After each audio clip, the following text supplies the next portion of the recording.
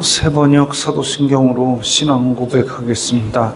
저는 전능하신 아버지 하나님 천지의 창조주를 믿습니다. 저는 그분의 유일하신 아들 우리 주 예수 그리스도를 믿습니다.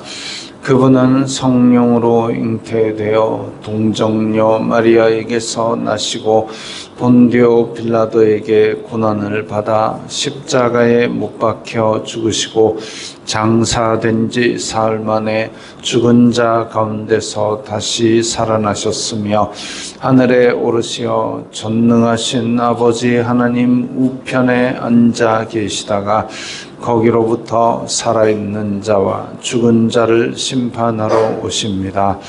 저는 성령을 믿으며 거룩한 공교회와 성도의 교제와 죄를 용서받는 것과 몸의 부활과 영생을 믿습니다. 아멘.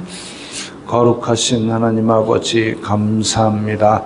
간밤에도 편히 쉬게 해주시고 새벽에 기도하는 자리에 불러주시니 감사합니다.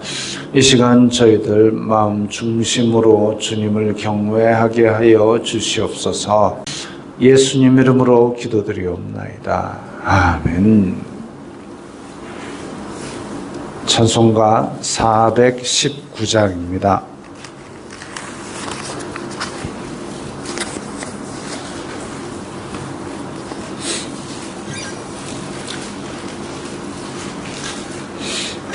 찬송가 419장입니다.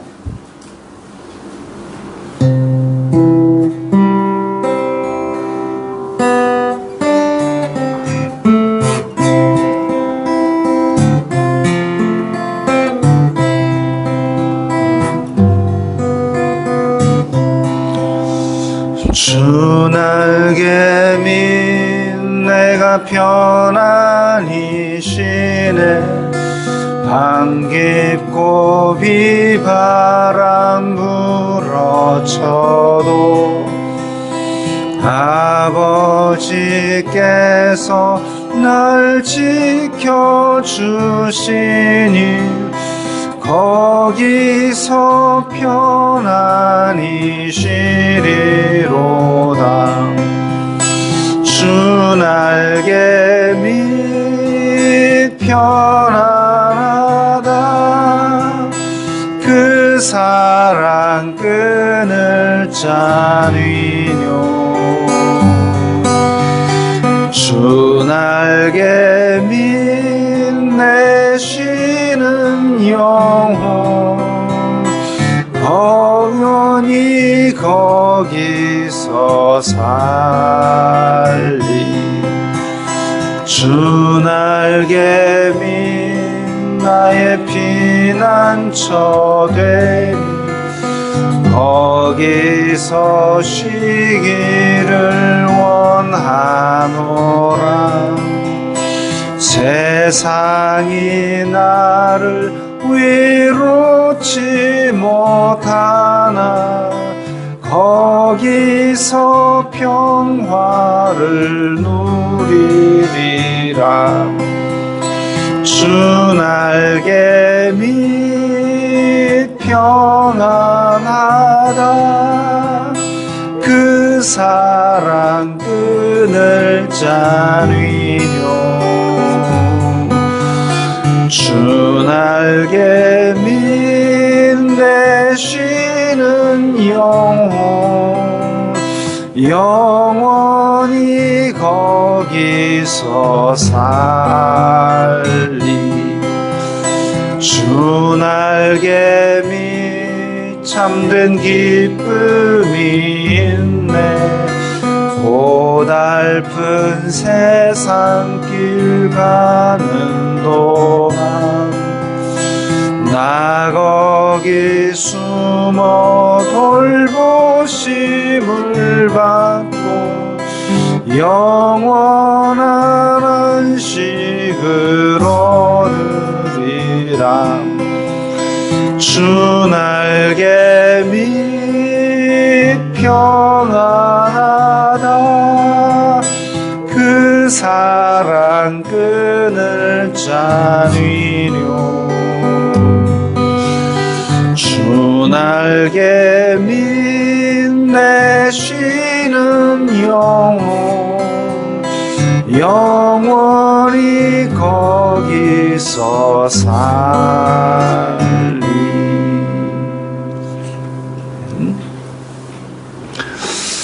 오늘 말씀은 잠언 14장 28절부터 35절까지의 말씀입니다.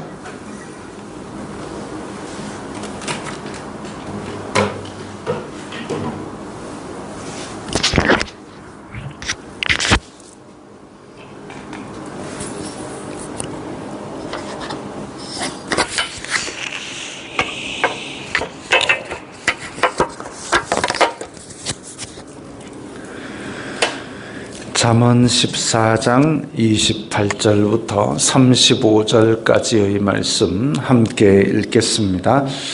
백성이 많은 것은 왕의 영광이요 백성이 적은 것은 주권자의 패망이니라.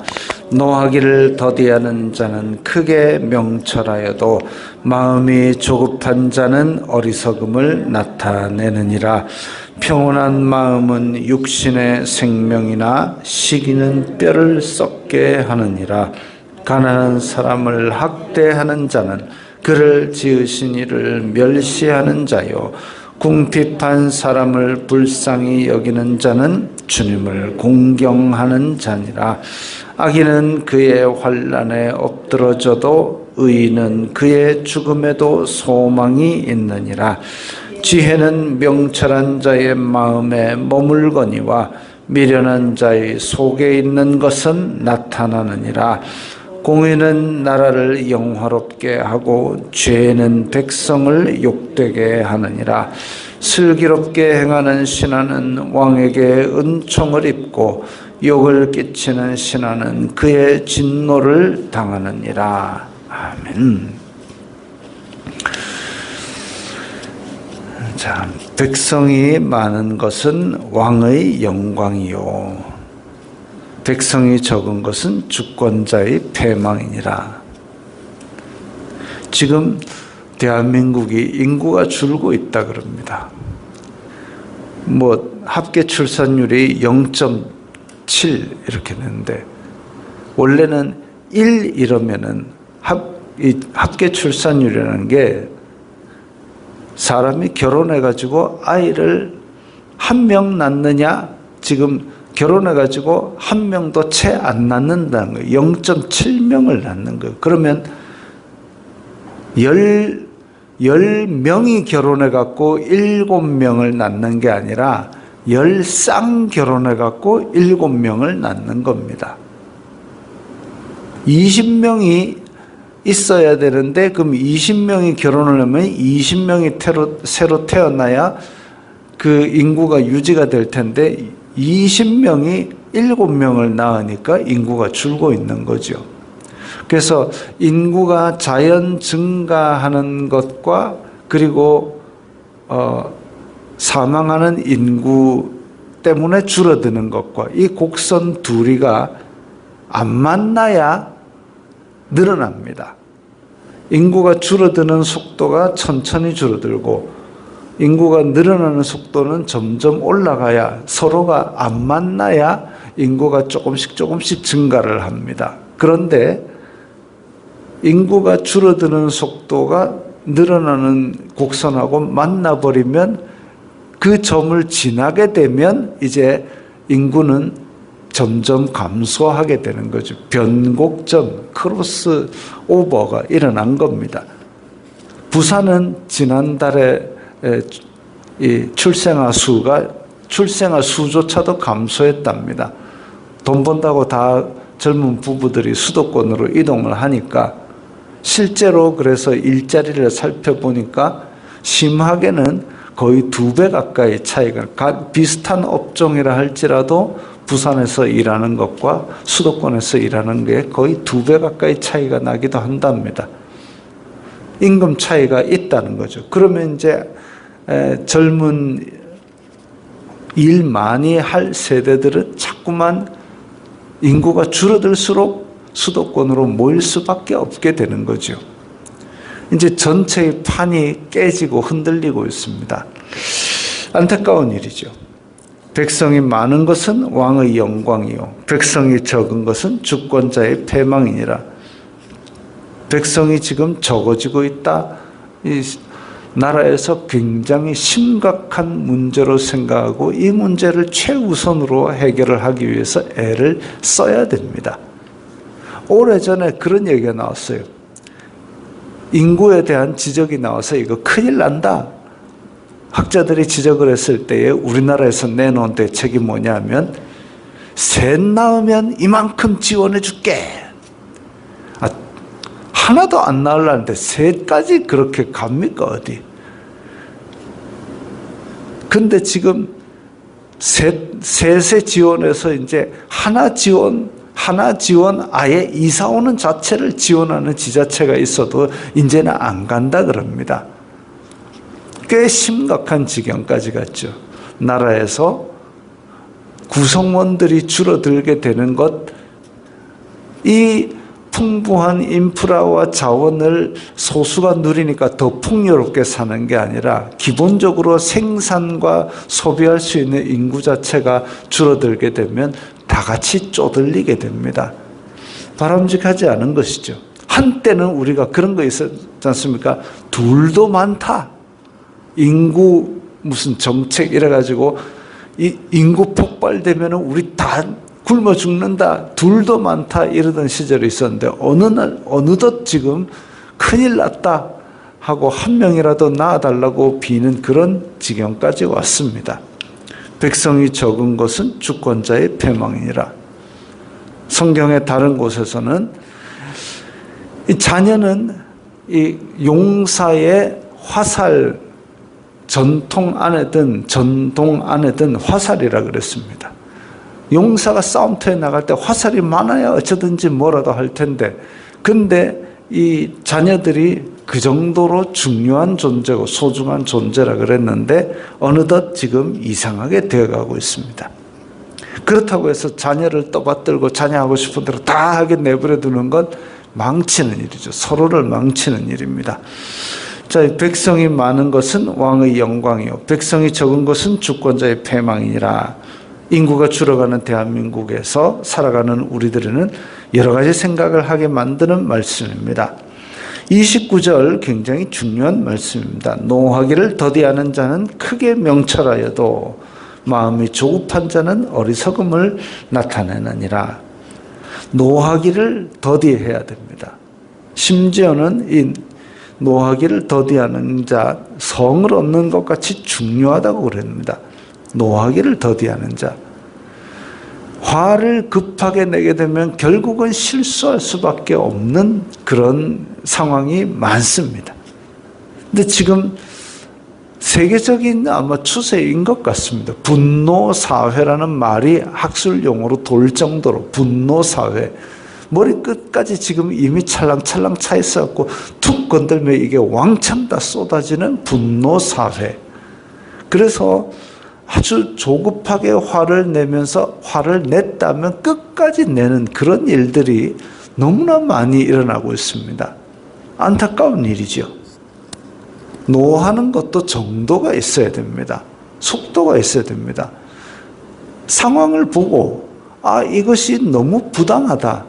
이것이 부당한데 나에게 자꾸 부당한 것을 강요하는 상황이다.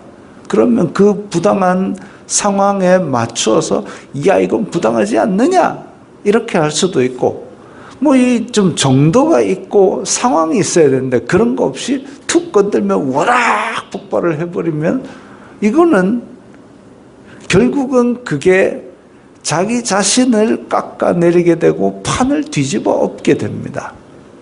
노하기를 더디하는 자는 크게 명철하여도 뒤에 거는 그와 대조되는 말이니까 어쨌든 우리는 마음속에 노하기를 더디하는 자는 크게 명철하여도 혹시 내가 이거 노하기 너무 더디해갖고 이 노하는 타이밍을 놓치면은 어떻게 하나?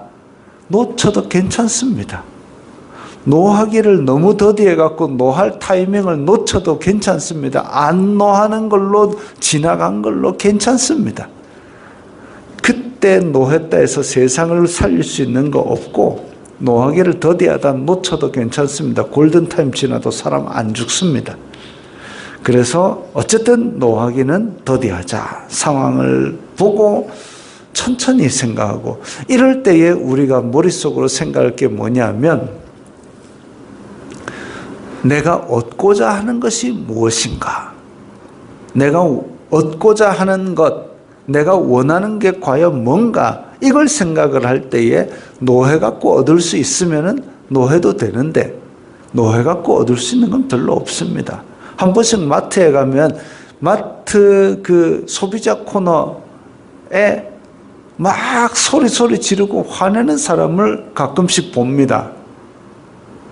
그 사람이 뭘 원하는지 모르겠지만 지금 마트 소비자 코너의 직원에게 지금 화를 쏟아내는 것 가지고 뭘 해결해갔던지 그걸 모르겠어요. 은행 창구도 그렇고 병원 창구도 그렇고 하여튼 창구 직원에게 소리 지르고 화내는 그런 사람을 보면서 도대체 저 사람이 뭘 원하는데 저러고 있을까? 과연 저 직원은 뭔 죄를 지어서 저렇게 죽을 죄를 지은 사람처럼 저렇게 당하고만 있을까? 안타까운 일입니다. 설령 부당한 대우가 있다 할지라도 내가 원하는 게 과연 뭔가, 그걸 얻으려면 어떻게 해야 되는가, 그 절차를 밟아가지고 하는 게 맞지, 소리 지른다고 얻어질 것 같으면 다 전라도 가서 폭포 밑에서 소리 배우고 오면은 그 사람들이 다 얻지 않겠습니까? 이 노하기를 더디하고, 과연 내가 원하는 건 뭔가, 이걸 얻기 위해서 뭘 해야 되는가, 그거 생각하면 노할 일이 별로 없게 되지요.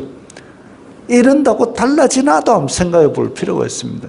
제 친구랑 약속을 했습니다. 10시 반에 만나기로 했어요. 근데 10시 반에 안 나타나길래 연락을 해보니까 이제 깨어났답니다. 어떻게 해야 됩니까? 야, 죽일라마 해야 됩니까? 아니죠. 얻어내려고 원하는 것은 친구랑 만나는 거죠. 근데 지금 화를 낸다고 해서 이걸 얻어낼 수 있습니까? 없잖아요. 화내봐야 내만 불편한 거죠. 근데 내가 화를 내버리면 친구의 마음도 불편하고 그날 만나면 물 건너가는 겁니다. 오히려 친구 관계도 깨어질 수가 있어요. 화를 낸다고 될 게 아니고. 그러면 근데 니 왜 잤노? 이거 소용 있습니까? 없습니다. 왜? 내가 원하는 건 지금 이 사람과 만나는 거죠. 그거 하는데 니 왜 어제 몇 시에 자가지고 왜 지금 일났노? 이거는 아무 의미 없습니다. 내가 원하는 거는 만나는 거. 그러면 어쨌든 지금 빨리 만날 방법을 찾는 게 중요한 거죠. 그 다음에 뭐 네가 잘못했니 뭐니 이런 거는 그 다음 생각해도, 내가 원하는 게 뭐냐, 이걸 얻기 위해서 내가 해야 될 게 뭐냐, 달라질 게 뭐냐, 그걸 생각을 하면 노하기를 더디하는데 좀 도움이 됩니다. 어쨌든 믿는 사람들은 노하기를 더디하고 원하는 게 뭔지를 생각해야 됩니다. 그게 명철입니다. 평온한 마음은 육신의 생명이나 시기는 뼈를 썩게 하느니라. 평온한 마음은 육신의 생명이나, 요거 쉬운 성경의 번역을 뭐라 했냐면 마음이 편하면 신체도 건강하다. 마음이 편하면 신체도 건강하다. 마음의 평안을 흔들리지 않게 유지를 해야 됩니다. 마음이 평안한 것. 예수님께서 제자들에게 세상이 줄 수 없는 평안함을 주겠다라고 말씀하신 것도 그런 맥락입니다. 만약에 세상이 주는 평안이 뭐가 있을까요? 전쟁이 없고 배가 부르고, 근데 주권자들이 기분 나빠가지고 전쟁을 일으킨다 그럼 세상이 주는 평안이 무너지게 되겠죠. 흉년이 들었다, 배가 안 부르니까 무너지게 되겠죠. 세상이 줄 수 없는 평안은 내 영혼이, 이 영원히 변치 않으시는 하나님을 의지함으로 가지는 평안입니다. 이건 세상에 뺏을 수도 없죠. 왜? 하나님을 어떻게 할 수가 없으니까. 마음이 평안하도록 우리가 하나님을 의지하는 마음이 클수록 세상의 영향을 더 받지 않습니다. 그러면 육신의 생명 이걸 유지할 수가 있는 건데 시기는 뼈를 썩게 하느니라. 우리의 마음을 흔드는 우리의 마음의 평안을 해치는 것 중에 하나가 시기입니다. 시기. 이 참 마음이 다른 사람을 시샘하고 질투하게 되면 뼈가 썩는 것 같이 그렇게 평안이 흔들립니다. 빌 게이츠라는 미국의 부자가 그런 얘기를 했습니다. 세상은 어차피 불공평하다. 차이에 익숙해져라. 이런 말을 한 적이 있습니다. 아주 현실적으로 맞는 말이죠. 세상은 어차피 공평하지 않습니다. 그러면 그 공평하지 않은 것 갖고 맨날 신경질만 내고 있으면 내만 손해입니다. 그러면 어떻게 해야 되느냐? 내가 원하는 게 뭐냐? 그걸 얻으려면 어떻게 해야 되냐? 그거 생각하고 차곡차곡 지금 할 수 있는 것부터 내 삶을 변화시키는 게 그게 맞지요. 그렇지 않고 시기만 하면 뼈가 썩지요. 어제 뉴스에 뭐가 있었냐면 월세 1,000만 원을 내는 아파트가 그리 많답니다. 월세로 한 달에 집세로만 1,000만 원씩 내고 사는 사람들이 우리나라에 그렇게 많대요. 와, 월 1,000만 원 벌기도 힘든데 말이죠. 그러면 이걸 딱 뉴스를 들었을 때 아이고 나는 1,000만 원 벌기도 힘든데 저 인간들은 월 집에 별로 있지도 않아요. 사실은 그 사람들이 하루에 집에서 몇 시간 있겠습니까?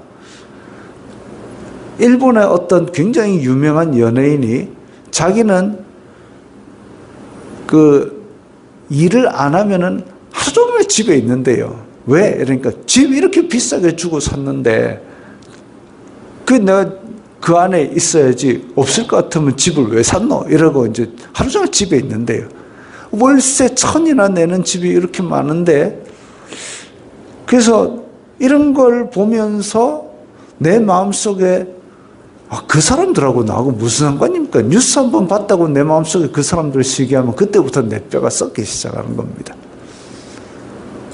한때는 제가 너무 열심히 일할 때 너무 열심히 일을 하는데 손에 쥔 돈은 얼마 안 되고 있는데 TV를 보니까 유재석은 그때 당시에는 월화수목금토일 TV만 켜면 유재석이 하여튼 뭐 30분마다 한 개씩 나오는 그런 시절에 유재석은 한 번 출연하면 1,500만 원 번답니다. 와, 그러면은 월화수목금토일 곱하기 1,500 이라면은 7 곱하기 1,500 하면 우와 막 한 주에 막 억대씩 버는구나. 그 생각을 하니까 나는 이렇게 뼈 빠지게 일해도 이게 안 되는데 하면서 시기를 했습니다. 제 뼈가 썩어 들어가는 기분이죠. 가는 가 일을 해서 가 돈을 버는 거고 저는 제 일을 해서 제 돈을 버는데 그걸 가지고 시기를 하면 결국은 내 마음만 불편하지 유재석이 저한테 땡전 한 푼 주겠습니까? 아니죠. 시기는 뼈를 썩게 하는 겁니다.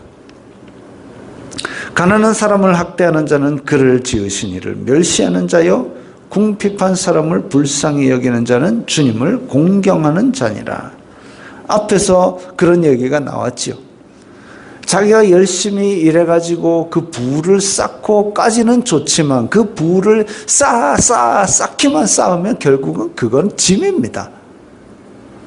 예수님께서도 불쌍한 사람아 내 영혼을 오늘날 데려가면 이거 다 네 것이 되겠느냐라고 말씀을 하셨죠. 그렇게 쌓인 것들을 가지고 유용하게 활용하는 것이 그게 현명한 지혜입니다.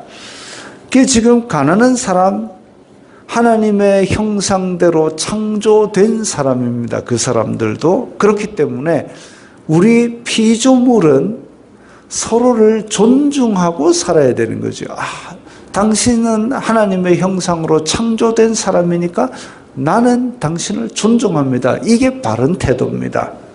그런데 그러지 않고 가난한 사람을 학대한다. 나는 네보다 가진 게 많다, 권력이 많다, 부가 많다 해가지고 학대한다. 그러면 하나님의 형상대로 창조된 사람인데 나는 네보다 낫다라는 생각을 가진 거죠. 이게 어디부터 뿌리가 있냐면 아담에게 뿌리가 있습니다. 아담에게. 뱀이 뭐라고 꼬시냐면 이 과일을 먹으면 너도 하나님처럼 되어가 됩니다. 그래가지고 욕심이 일어난 거죠. 내가 하나님처럼 될 거야. 그겁니다. 근데 자기가 하나님처럼 되는 것 된다 치더라도 창조를 누가 했습니까? 창조는 하나님이 했습니다. 사람은 창조를 안 했지요. 그러면 벌써 나는 하나님이다 라고 하는 순간 모순이 생깁니다. 창조는 물론이고 자기 자신의 머리카락도 하나 희게하고 검게하고는 둘째치고 빠지는 것도 통제가 안 되는데 무슨 하나님입니까? 그렇게 모순이 생기게 되면 뭘 하게 되느냐? 거짓말을 하게 됩니다. 그렇게 내 속에서 내가 주장하는 것 나는 하나님이다 와 맞지 않는 모순이 생기면 거짓말을 하게 됩니다. 마귀는 거짓의 아비이기 때문에 그걸 타서 또 마음을 불편하게 하고 우리를 지배하는 것이죠. 가난한 사람을 학대하는 자, 아담이 지었던 죄, 지가 하나님이 된다라는 자기를 높이는 죄에 빠지게 됩니다. 그를 지으신 이를 멸시하는 자요, 궁핍한 자는 불쌍히 여기는 자, 이게 지금 하나님께서 창조하신 피조물, 내가 지금 조금 더 가지고 있지만 당신은 하나님의 형상대로 창조되었는데 불편하느냐? 내가 도와주겠다. 그거지요. 그것은 주님을 공경하는 자니라. 궁핍한 사람이 우리한테 아무런 관계도 없지만 그를 돕는 이유는 오직 당신도 하나님의 형상으로 창조되었기 때문이다라는 하나님을 경외하는 마음에서 돕는 겁니다. 악인은 그의 환난에 엎드러져도 의인은 그의 죽음에도 소망이 있느니라. 의인은 그가 고난을 당하고 죽을지라도 소망이 있습니다. 대표적으로 예수님이 있죠. 디모데가 아니라 스데반이 있고, 바울은 차라리 내가 이 육신의 장막을 벗고 주님과 함께 있고 싶다. 그러나 주님께서 주신 사명 때문에 이 땅에 남아있다. 우리의 죽음도 소망이 있습니다. 우리가 지금 얼른 육신의 장막을 벗고 예수님과 함께 있는 것이 소망이라 할지라도 어쨌든 주님께서 주신 사명 때문에 이 땅에 있는 동안은 주님께 영광을 돌리는 일에 최선을 다하는 것이 맞다. 그러나 우리의 죽음에는 소망이 있다는 것도 항상 염두에 두고 있어야 됩니다. 그래서 우리의 믿음의 선배들은 죽음도 두려워하지 아니하고 믿음을 지키고 믿음 따라 살았던 거지요. 지혜는 명철한 자의 마음에 머물거니와 미련한 자의 속에 있는 것은 나타나느니라. 미련한 자는 쉴 새 없이 떠듭니다. 그러니까 그 속에 있는 미련한 것이 입으로 자꾸 퍼질 수밖에 없죠. 그리고 그렇게 퍼지는데 여기서는 이 말을 했는데 아까도 얘기했지만 모순이 생기면 거짓말을 하게 됩니다. 그럼 저기서는 저 말을 하는 거죠. 여기서 이 말하고 저기서 저 말하면 결국은 이 사람의 미련은 양쪽으로 다 퍼지게 됩니다. 이 참 우스운 일이죠. 지금 대한민국 사회에서 제가 두 단어가 이런 미련한 모순을 나타내는 걸 봅니다. 폭도라는 단어. 지금 재판 중인데 서부지법에 들어가서 난동을 피우고 문을 깨고 이 짓을 했습니다. 뉴스에서는 폭도라고 이름을 붙여놨습니다. 근데 얼마 전에 동덕여대라는 곳에서 학생들이 시위를 했습니다. 온 스프레이로 학교에 막 칠을 하고 사다리 타고 올라와서 유리 깨고 들어가고, 걔네들은 뭘까요? 똑같은 잣대는 한 일이 똑같으니까 폭도입니다. 이쪽이 폭도면 이쪽도 폭도고, 그 학생들의 시위가 폭도가 아니면 이것도 시위라고 얘기를 해야죠. 근데 다르게 이름 붙인다? 결국 하나는 거짓말입니다. 그건 미련한 자의 속에 있는 것이죠. 탄핵도 마찬가지입니다.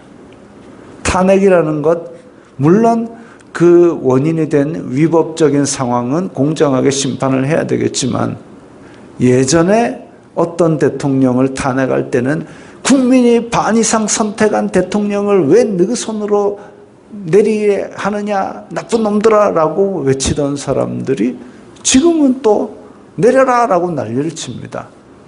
둘 중에 하나만 하면 좋겠습니다.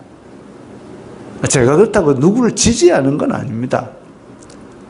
그러면 이쪽과 이쪽을 똑같은 행동을 지금 탄핵안이 올라왔다라고 했을 때 잣대는 똑같아야 되지 않겠습니까?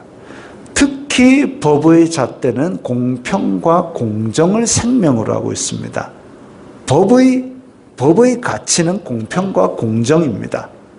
그래서 법원 안에 있는 그 무슨 여신상인가 뭘 보면 눈을 가렸습니다. 이 사람이 잘난 사람인지 못난 사람인지 보지 않고 공평하게 대하겠다. 저울에는 평평하게 되어 있습니다. 천칭. 공평하게. 한 손에는 칼을 들고 있습니다. 칼과 천칭을 들고 누구에게도 관계없이 법은 공명정대하게 집행하겠다. 그런 뜻을 담은 상이라 그럽니다. 공평이라는 것은 치우치지 않고 고르게 한다는 거죠. 공정이라는 것은 누가 봐도 객관적으로 올바르게 한다는 거죠. 정당하고 떳떳하게. 그래야 되는데 지금 대한민국 사회는 자기가 지지하는 것이 누구냐에 따라서 공평하지도 않고 공정하지도 않고 이리저리 모순이 생기니까 서로 거짓말을 하고 갈라치기 해서 싸웁니다. 이건 어리석은 거죠. 지금 이 자리에도 이쪽을 지지하는 분도 있고 저쪽을 지지하는 분도 있고 있을 수 있어요. 그러나 우리는 기도하기를 대한민국이 빨리 평화를 되찾고 화합을 하고 하나 되어서 함께 인구가 늘어가는 쪽으로 노력을 해야 되는 그게 우리가 지향해야 될 일이지 누구를 지지하니까 저쪽 죽어라 바보들아 이렇게 하는 것은 아니다 이거죠. 그건 성경이 말하는 지혜도 아니고 명철도 아니고 아무것도 아닙니다. 공의는 나라를 영화롭게 하고 죄는 백성을 욕되게 하느니라. 지금 우리에게 딱 맞는 짓이죠. 슬기롭게 행하는 신하는 왕에게 은총을 입고 욕을 끼치는 신하는 그의 진노를 당하느니라. 여러 말들이 생각이 나고 여러 생각들이 우리를 복잡하게 하는 시기를 살고 있습니다. 우리는 잘 생각을 해야 됩니다. 지금 우리가 할 수 있는 지혜로운 일은 무엇인가? 우리가 원하는 것은 무엇이며 이걸 얻기 위해서 우리는 지금 내 손으로 무엇을 해야 되는가? 그것을 생각할 때에 우리의 기도 제목은 명확하리라고 믿습니다. 주 날개 및 우리의 평온한 마음은 육신의 생명이라 그랬습니다. 그래서 이 혼란한 시기에 흔들리지 않는 주님의 잣대로 우리가 평온한 마음을 유지하면서 바른 기도 제목으로 기도를 할 수 있게 되기를 바랍니다. 기도하겠습니다. 거룩하신 하나님 아버지 감사합니다. 혼란하고 미혹 많은 세상에 살고 있는 저희들이 어쨌든 이 주님의 말씀 가운데서 성령님의 인도를 따라 지혜로운 생활을 하게 하여 주시옵소서. 예수님 이름으로 기도드리옵나이다. 아멘.